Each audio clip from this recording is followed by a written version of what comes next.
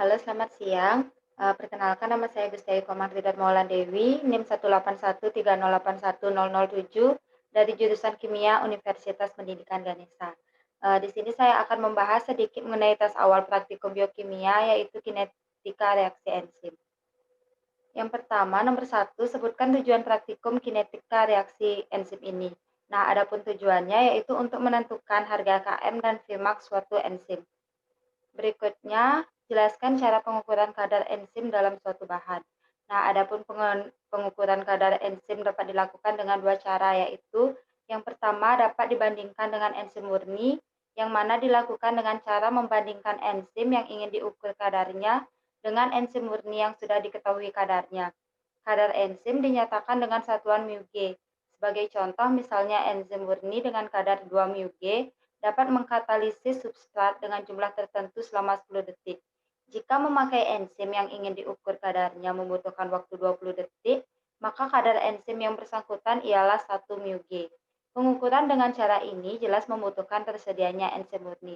Nah, selain cara tersebut, ada cara yang kedua, yaitu di mana mengukur kecepatan reaksi yang dikatalisisnya.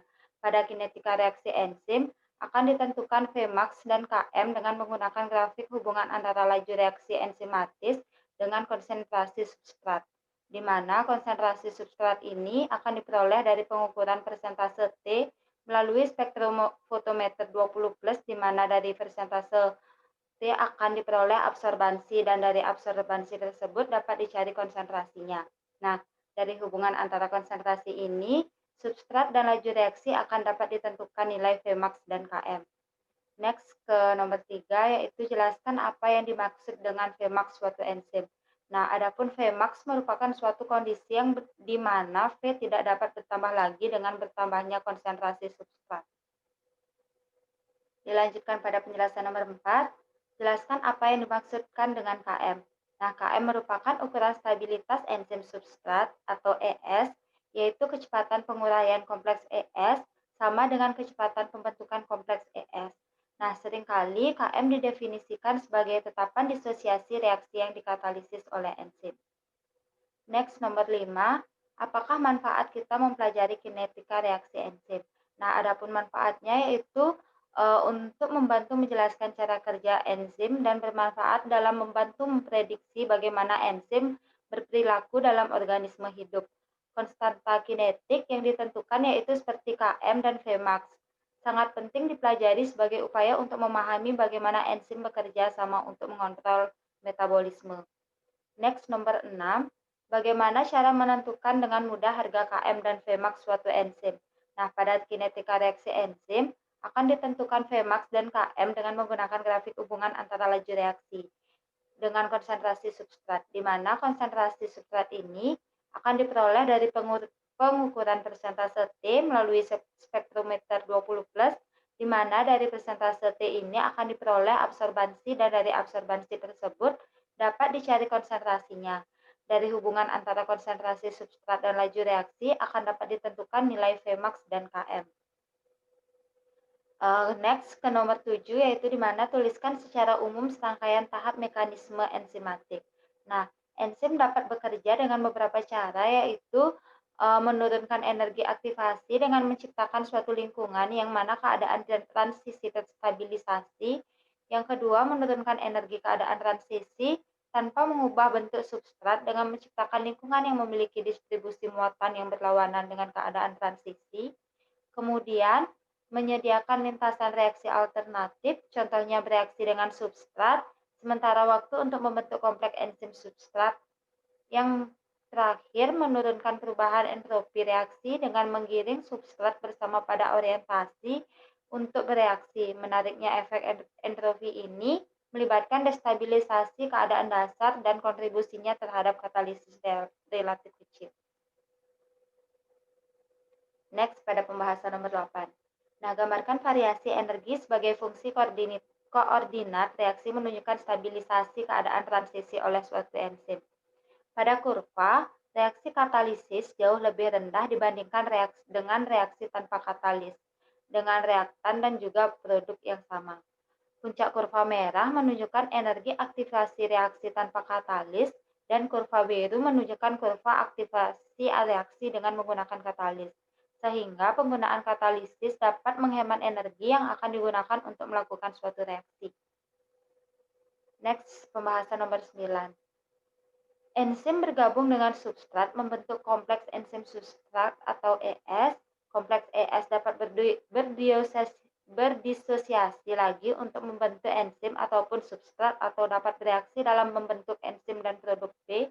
Konstanta kecepatan K1, K2, dan K3 menunjukkan kecepatan yang berhubungan dengan masing-masing tahap proses katalitik. Dari pengamatan terhadap sifat-sifat beberapa enzim, diketahui bahwa kecepatan awal atau V0 pada konsentrasi substrat yang rendah akan berbanding lurus dengan S.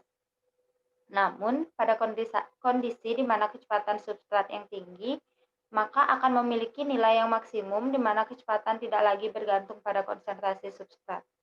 Adapun persamaan Miklis-Menten yaitu di mana E plus S akan menjadi kesetimbangan K1 K2 menjadi ES, K3 K4 menjadi E plus 4, di mana V0 sama dengan Vmax dikali konsentrasi substrat per Km plus konsentrasi substrat. Next, pembahasan nomor 10. Tanpa adanya enzim, maka reaksi dapat berlangsung dengan sangat lambat dan sulit. Namun dengan adanya enzim, maka kecepatan reaksi dapat ditingkatkan sampai 10⁻⁷ kali lipat, di mana reaksi yang dikatalisis oleh enzim dapat berlangsung pada kondisi yang biasa, dengan tekanan atmosfer dan pH yang netral. Jelaskan mengapa ini bisa terjadi. Nah, hal ini dapat terjadi dikarenakan enzim merupakan suatu protein yang mampu mengkatalisis reaksi biologi atau aktivitas biokatalitik.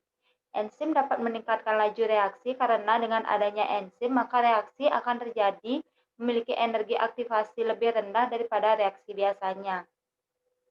Enzim membantu reaksi dalam menyediakan jalur reaksi yang memiliki energi aktivasi lebih rendah untuk transisi substrat menjadi produk dibandingkan dengan proses tanpa katalis, sehingga enzim sering disebut sebagai katalisator. Next, pembahasan nomor 11. Berikut adalah postulat reaksi kesetimbangan di mana enzim, substrat, dan produk. Jelaskan maknanya. Nah, sebelum menghasilkan suatu hasil reaksi atau produk, terlebih dahulu akan terbentuk suatu kompleks, yaitu kompleks enzim substrat. Setelah terbentuk kompleks enzim substrat, maka ikatan pada substrat cenderung untuk pecah menjadi beberapa bentuk produk yang mana enzim akan terlepas kembali dan mengikat substrat lagi yang akan menghasilkan produk kembali. Atau dengan kata lain, reaksi berlangsung melalui pembentukan kompleks enzim substrat. Kompleks ES dapat berdisosiasi lagi untuk membentuk enzim ataupun substrat atau dapat bereaksi dalam bentuk enzim dan produk B. Konstanta kecepatan K1, K2, dan K3 menunjukkan kecepatan yang berhubungan dengan masing-masing tahap proses katalitik. Next, pada pembahasan nomor 12, jelaskan dan gambarkan hubungan konsentrasi substrat dan fenol. Nah, dapat dilihat pada kurva, di mana kecepatan awal fenol pada konsentrasi substrat yang rendah akan berbanding lurus dengan konsentrasi substrat. Namun, pada kondisi di mana kecepatan substrat yang tinggi, maka akan memiliki nilai yang maksimum di mana kecepatan tidak lagi bergantung pada konsentrasi substrat. Bila semua enzim berada dalam keadaan ES, atau enzim dijenuhkan oleh substrat, atau dengan kata lain, semua sisi aktif enzim sudah mengikat substrat, maka laju reaksi akan mencapai nilai yang maksimum atau Vmax. Kecepatan disosiasi produk dari enzim dan penambahan substrat lebih lanjut tidak akan mempengaruhi fenol. Adapun plot fenol terhadap konsentrasi substrat akan berbentuk seperti hiperbolik. Next, pembahasan nomor 13. Apa yang terjadi pada langkah percobaan berikut? Inkubasi 5 ml larutan kasein 1% dalam tabung reaksi selama 5 menit pada 35 derajat Celcius. Kemudian tambahkan larutan buffer fosfat dan larutan ripsin sambil diaduk perlahan-lahan. Nah, hal yang dapat terjadi yaitu terjadi perubahan warna yang mana dari larutan yang awalnya berwarna putih berubah menjadi warna kuning. Next, pembahasan nomor 14. Inkubasi selama 20 menit pada penanas air dengan suhu 35 derajat Celcius dihitung mulai enzim ditambahkan. Lalu reaksi dihentikan dengan penambahan 3 ml larutan TCA 20% yang disertai dengan pengadukan yang kuat. Jelaskan fungsi TCA dan mengapa diperlukan pengadukan kuat. Nah, penambahan larutan TCA ini berfungsi untuk menghentikan aktivitas enzim mengingat larutan TCA yang bersifat asam, sehingga pada penambahan TCA mampu menyebabkan denaturasi protein baik pada tripsin maupun denaturasi protein dalam kasein. Nah, terjadinya denaturasi inilah yang menyebabkan terbentuknya endapan, sehingga dapat dianalisis pengaruh konsentrasi substrat terhadap laju reaksi enzimatis. Selain menyebabkan terjadinya denaturasi protein, penambahan TCA juga menyebabkan pH larutan menjadi menurun atau asam, sehingga kompleks enzim substrat yang terbentuk menjadi tidak stabil dan aktivitas enzim dalam mengkatalisis reaksi hidrolisis protein dalam kasein menjadi terhenti akibat terjadinya penurunan pH. Hal ini mengingat enzim tripsin bekerja secara optimal pada pH 8. Nah, diperlukan pengadukan dengan kuat bertujuan agar campuran dapat tercampur dengan baik. Next, pembahasan yang terakhir yaitu pembahasan nomor 15. Suatu penelitian tentang enzim diperoleh data sebagai berikut. 5,0 kali 10 pangkat min 2 V 0,25 konsentrasi substrat pada 5,0 kali 10 pangkat min 3 di mana volumenya yaitu 0,25 pada konsentrasi 5,0 kali 10 pangkat min 4 volumenya 0,25 pada konsentrasi 5 kali 10 pangkat min 5 volumenya itu 0,20 pada konsentrasi 5 kali 10 pangkat min 6 volumenya 0,071 dan pada konsentrasi substrat 5,0 kali 10 pangkat min 7 volumenya yaitu 0,0096. Nah, tentukan nilai Vmax dan Km lewat grafik. Dari data tersebut didapat kurva hubungan 1/V0 terhadap 1 per konsentrasi substrat seperti yang tertera pada slide, di mana perhitungannya dari kurva menghasilkan persamaan garis yaitu Y sama dengan 5E min 05X plus 3,9875. Persamaan ini dikaitkan dengan persamaan yang dinyatakan oleh Lineweaver-Burd yaitu 1/V0 sama dengan Km per Vmax dikali 1 per konsentrasi substrat ditambah 1 per Vmax. Berdasarkan persamaan tersebut, maka dapat ditentukan bahwa Y menyatakan 1 per V0, gradien M menyatakan Km per Vmax, serta intercept atau B menyatakan 1 per Vmax. Diketahui bahwa harga Vmax merupakan harga saat X sama dengan 0 sehingga Vmax yang dihasilkan yaitu 0,25 mu mol per liter.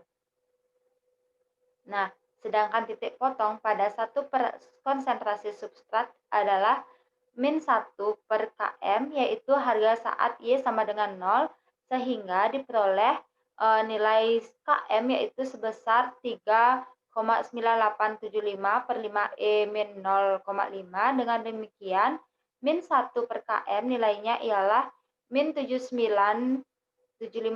Maka harga km didapatkan sebesar 1 per 79.750 sehingga mendapatkan hasil 1,25 kali 10 pangkat min 5 miligram per mililiter. Baik, sekian yang dapat saya sampaikan. Saya tutup dengan terima kasih. Selamat siang.